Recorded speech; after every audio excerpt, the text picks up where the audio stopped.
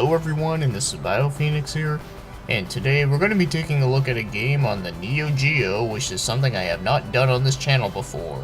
Well, excluding the Neo Geo Pocket Color, but as a regular Neo Geo, I've never taken a look at one on this channel, and that game just happens to be Crossed Swords. And it was developed by ADK and published by SNK.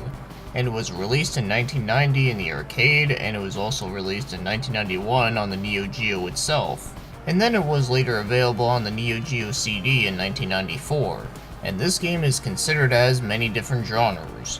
So it's mostly considered as a hack and slash with some RPG elements thrown in that also happens to have a first and third person hybrid. Now that may sound really confusing, but if you just look at the game for a moment, it actually does make sense. Considering it kind of feels like a third person, but it also feels like a first person because your character is represented in a wireframe so you can see the other side. And I'm sure as you also notice that this game looks very similar to the arcade games of the Punch-Out series. And I'm pretty sure that it is heavily inspired by that. So for now, let's take a look at the story, and I know for a fact this won't take long at all because seriously, this game barely has a story. So pretty much you're using a knight that doesn't have a name, and there's plagues of monsters swarming all over the place and attacking towns, and of course you gotta defend the village by killing all these monsters and killing the one responsible for this, and yada yada, we already heard it all like a million times. So moving right along, let's start talking about the actual gameplay. So as I said, you're controlling a knight in a wireframe and you can only move left and right, and there's a lot of monsters that are going to try to attack you. So you gotta defend yourself by either moving out of the way, or you can block their attacks by angling the shield right, and you have to defeat the monsters by hitting them with your sword, but of course there are many different angles. So there's a high slash, mid slash, and a stab. The same thing goes for the shield. But you can also use magical spells which depend on the sword that you're wielding. And some examples of spells that you can get are ones that inflict damage, some that will stun the enemy, some that will temporarily make you invincible, and even one that turns the monsters into a scarecrow that you just get to beat the crap out of. Now before you just swing your sword wildly at the enemy, you just gotta be careful because you do have a stamina meter. Because if the bar is really low, then the attacks that you do won't inflict very much damage, but when the meter is all the way up, then you get to do maximum amount of damage with your sword. And you collect gold by defeating enemies, and also by catching the treasure that drops. So in between certain levels, you can call a merchant, and you can actually regain your health, and you can also buy newer weapons. Which does make sense for the RPG elements within this game. Also, the farther you get within this game, your maximum health meter will go up. So to sum up the gameplay here, it's basically Punch-Out with swords. And you have to take on a shitload of enemies, and there's also a ton of bosses throughout the game. So now let's move on and start talking about the controls. And I think they work really good. So the button layout is very easy. I mean, you got one button to strike, the other one is to use your magic spells, and how to dictate the type of strike that you want to make. So you hold up an attack to do the high strike, and you hold down to do the stab attack. And pressing the attack button on its own just does the mid strike. And holding up or down on its own does the shield. And left and right, well, just moves you left and right. So the button layout is very easy to understand, and especially if you played games like Punch-Out before, then this should definitely be a breeze for you. And the overall controls do feel very responsive. But one thing that you really need to know about this one is that timing in this game is very critical.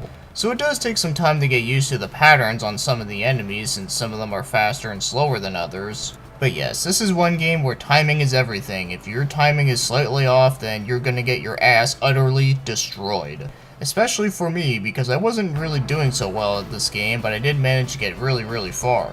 But with that said, the controls do feel very good. So now let's move on to the other things, like the graphics. And I think they're not too bad at all.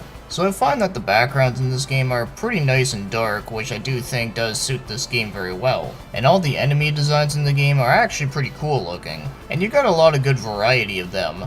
Like you have giant rats, goblins, knights, skeleton warriors, giant insects, fish warriors, and even some giant crabs, and many more. And I find them to be very nice, very big, and very detailed. So overall, the graphics are actually pretty good, especially for 1991, and I think the dark tone of it really works well with the game. So now let's take a look at the game's music, and unfortunately this is probably the weakest part of the game. Now, the music in this game is not bad, but it's just very forgettable. Like, it blends in well with the backgrounds of what's going on, but it's something that I can't really remember too well, and honestly, I couldn't even find the music on YouTube. Which is why you're probably hearing music from another game that you maybe might be familiar with. But if there is one thing that is somewhat memorable about the music is that the sound effects kind of sound like something from a Sega Genesis, which is kind of interesting. So I do think that's kind of cool, but other than that, I do find that the overall music is just plain okay. Now, if you want to buy this game, I'm sure as you know, when it comes to most Neo Geo games, they are pretty pricey. So when it comes to the regular Neo Geo version, it usually goes for about $150, $179. But I also did see one for $129.99, so that's probably like the cheapest one. But I did see plenty of them on the Neo Geo CD, and they usually range from like $80 to $130. But there is one complete copy that's selling for $50, so that's probably going to be your best bet unless it's already sold already. Wish I would not be surprised if it was, but anyways, yes, when it comes to most Neo Geo games, they're pretty damn expensive, and this one is no exception.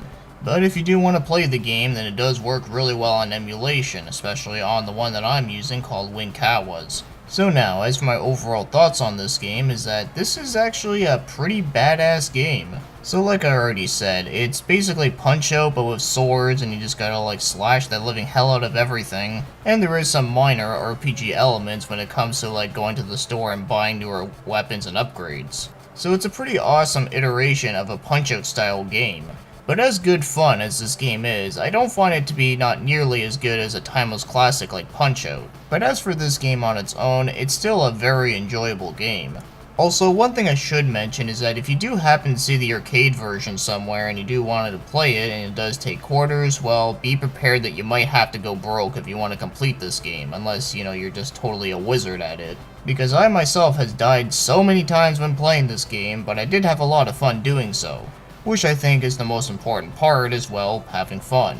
Now the game Cross Swords didn't end here, but they actually did make a sequel to it, but the sequel was actually exclusive to the Neo Geo CD. And it's actually pretty rare for a Neo Geo game being exclusive to the CD rather than being an arcade port. Also, one thing that is kind of related with this game is that SNK actually made their own game that is very similar to this, but it was called The Super Spy. Which is this one has a modern setting rather than having a medieval setting.